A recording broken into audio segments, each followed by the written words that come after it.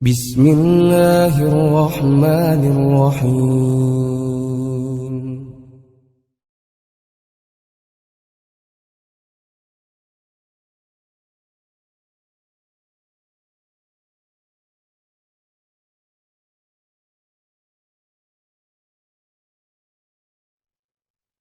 Innal hamdalillah nahmaduhu wa nasta'inuhu wa nastaghfiruh wa na'udzu billahi min sururi anfusina wa min sayyiati a'malina may yahdihillahu fala mudhillalah wa may yudlil fala hadiyalah.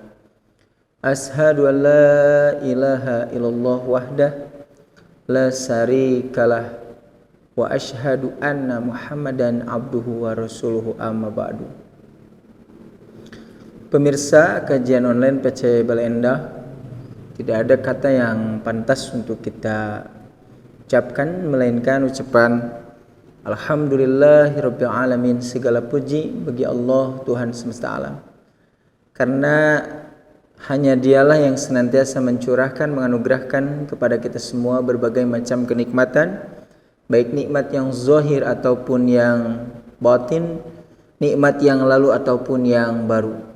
Allah Subhanahu wa taala berfirman, "Wa in ta'uddu nikmatullah la tuhsuha." Jika kalian menghitung nikmat Allah, maka kalian tidak akan pernah bisa menghitungnya.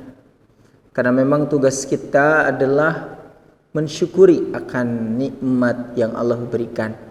Sebagaimana janji Allah, "La in syakartum la azidannakum." Jika kalian mensyukuri akan nikmat yang Allah berikan, maka kata Allah, aku akan menambahkan kepada kalian kenikmatannya, ketaatannya, kebaikannya, dan yang lain-lainnya. Pemirsa kajian online PC Bale Endah, saat ini saya masih menjelaskan berkaitan dengan Quran surat At-Tahrim, di mana ada di sana itu ayat yang diawali oleh ya ayyuhalladzina amanu. Pada video sebelumnya saya menjelaskan apa yang dimaksud dengan ku anfusakum wa ahlikum naro. Di mana ayat ungkapan sebelumnya itu terdapat ungkapan ya ayyuhalladzina amanu. Jadi lengkapnya ya ayyuhalladzina amanu ku anfusakum wa ahlikum naro. Ya ayyuhalladzina amanunya sudah saya jelaskan, demikian pula ku anfusakum wa ahlikum naro juga sama, sudah ditafsirkan, sudah dijelaskan. Saat ini barangkali pengembangan berkaitan dengan ayat ini, ku anfusakum wa ahlikum naro, kita kembangkan. Kalau yang sebelumnya saya jelaskan sebagaimana ahli tafsir menjelaskan. Apa yang kita akan kembangkan berkaitan dengan ayat ini? Coba kita perhatikan. Allah Subhanahu wa taala menyuruh orang-orang yang beriman itu untuk ku anfusakum wa ahlikum naro. Jagalah diri kalian dan keluarga kalian. Jadi perintah Allah berkaitan dengan ayat ini adalah menjaga diri, bukan menjaga harga diri. Jadi yang mesti dijaga itu diri kita, bukan menjaga harga diri. Demikian pula berkaitan dengan keluarga, yang dijaga itu adalah dirinya, bukan harga dirinya. Apa sih perbedaan menjaga diri dengan menjaga harga diri? Karena kalau misalkan menjaga harga diri, contohnya misal ketika seseorang tersebut sudah memiliki nama, barangkali sudah terkenal, lalu orang tersebut melakukan kesalahan. Nah, bagi orang yang menjaga diri, maka orang tersebut akan berkata jujur. Ya, saya melakukan kesalahan. orang yang seperti itu, maka orang tersebut telah menjaga diri. Berkaitan dengan status sosial, kemudian jabatan, kemudian namanya, itu tidak mengganggu akan kejujuran dirinya ketika melakukan kesalahan.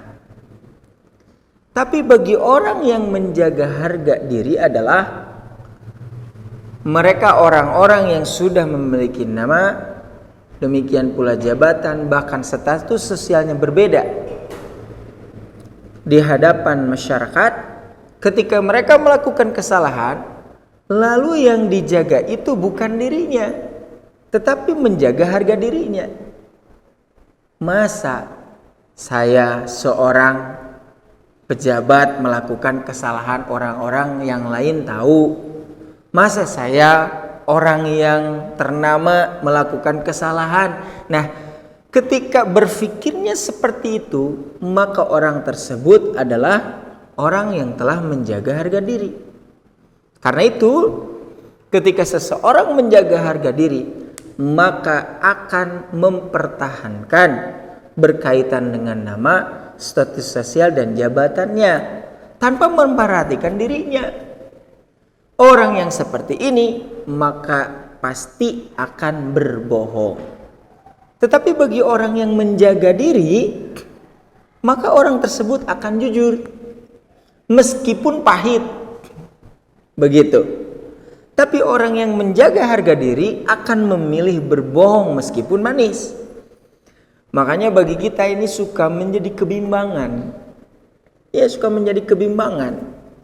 Ketika disodorkan satu masalah jujur pahit dengan berbohong manis, mana yang akan dipilih? Begitu kan? Orang senantiasa memilih yang ketiga, ya mending jujur manis. Tapi pilihan yang ketiga itu tidak ada dalam kasus ini. Maka yang ada adalah mau yang mana? Jujur pahit atau berbohong manis. Maka bagi kita orang yang beriman, yang meyakini akan janji Allah, demikian pula hari kiamah, akan memilih yang jujur meski pahit. Kenapa? Karena ketika kita melaksanakan kejujuran meski pahit, pahit yang kita rasakan hanya sekedar di dunia. Dan dunia tidak akan abadi. Artinya pahitnya akan sementara. Ketika orang tersebut melakukan kejujuran, nah sudah ada nilai pahala di sisi Allah. Dan ini yang abadi. Tetapi ketika seseorang memilih berbohong manis, manis di dunia tidak akan lama. Tetapi karena dia sudah berbohong, maka dosa di akhirat sudah dicatat. Inilah barangkali orang yang orang yang menjaga diri dan menjaga harga diri. Karena itu yang mesti kita perhatikan berkaitan ini, yakni menjaga diri kita, bukan menjaga harga diri kita. Memang saat ini susah, barangkali sulit ketika ada seseorang jujur akan kesalahannya. Kebanyakan ketika melakukan kesalahan maka senantiasa ditutup-tutupi kesalahannya. Demikian pula banyak cara, apakah dari dirinya atau menyuruh orang lain, sehingga harga diri orang ini tidak tercoreng, tidak terhinakan. Karena memang tujuannya adalah menjaga harga diri. Semua ini masalahnya sebetulnya ringan untuk dibereskan, yakni dengan kejujuran. Kenapa? Karena jujur itu membereskan masalah. Berbeda dengan berbohong. Tidak ada kemaksiatan yang akan senantiasa al-mutawalid. Al-mutawalid itu senantiasa terlahir. Apa? Yaitu kebohongan. Karena yang namanya kebohongan akan ditutupi dengan kebohongan yang lain. Timbul pertanyaan, apakah orang yang berbohong itu pintar atau bodoh? Tentu saja pintar. Karena kalau orang yang berbohong itu bodoh, itu akan ketahuan. Itu akan ketahuan. Tapi kalau orang yang berbohong itu pintar, maka dia akan senantiasa pintar untuk menutupi kebohongannya yang telah ia ucapkan, terus sudah direkayasakan. Tetapi itu merupakan laknat dari Allah. Dia itu senang, dia itu tenang, dia itu suka dalam kebohongan. Itu yang dimaksud dengan menjaga diri. Coba kita perhatikan, semua kasus berkaitan dengan kriminal atau kesalahan, ketika orang yang melakukannya itu jujur, maka akan beres masalah itu pada saat itu. Akan beres masalah itu pada saat itu. Begitu. Tidak usah masuk ke pengadilan, menghabiskan waktu, menghabiskan tenaga, bahkan menghabiskan harta. Tetapi kalau orang sudah menjaga harga diri itu, yang jadi yang akan mengakibatkan akan menghabiskan waktu, harta, demikian pula tenaga. Tapi kalau dengan jujur, tidak membutuhkan waktu yang lama itu membereskan masalah itu. Kalau jujur itu cukup saja mengatakan yang melakukan ini adalah saya, sudah. Berapa detik untuk mengatakan seperti itu. Karena memang dengan kejujuran itu akan beres masalah itu. Nah, para pemirsa kajian online PC Bale Endah, demikian pula untuk menjaga keluarga. Awas, bukan yang dijaga itu adalah harga dirinya, tetapi yang mesti dijaga itu dirinya. Seperti apa? Misal di antara keluarga kita ada yang melakukan kesalahan. Nah, biasanya diri ini membela karena ada hubungan kekeluargaan. Orang yang seperti inilah yang dikatakan menjaga harga diri keluarga. Kalau orang yang menjaga diri ketika dia melakukan kesalahan, maka mesti diperlihatkan, maksudnya mesti ditunjukkan bahwa itu adalah kesalahan. Itulah barangkali orang yang menjaga diri keluarga itu. Misal seorang ibu-ibu gitu kan, melihat anaknya bertengkar dengan anak tetangganya. Nah, biasanya yang dibela siapa? Tentu saja anaknya, biasanya. Nah, ketika membela anaknya begitu, padahal sudah jelas yang salahnya itu adalah anaknya, maka seorang ibu ini telah menjaga harga dirinya. Apa nanti yang akan berakibat? Maka si anak ini akan senantiasa melakukan kesalahan. Kenapa? Karena kesalahannya dibela oleh orang tuanya. Berbeda ketika orang tua yang menjaga dirinya, diri si anak itu. Meskipun dia itu adalah anaknya, tapi ketika melakukan kesalahan mesti ditunjukkan bahwa itu adalah salah. Demikianlah orang yang menjaga diri. Sama beres juga kalau misalkan jujur itu.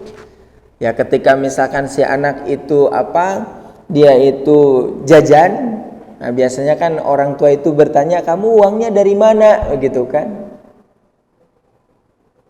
Kalau misalkan berbohong, maka akan senantiasa bertambah. Misal ketika ditanya, "Kamu uangnya dari mana?" "Ya, dari teman saya." Nanti akan ditanya, "Temannya yang mana?" Jawab lagi. Pasti akan berbohong. Tapi kalau misalkan jujur, "Kamu uangnya dari mana?" "Saya ngambil dari laci ibu." Misalnya dia jujur. Itu akan membereskan masalah.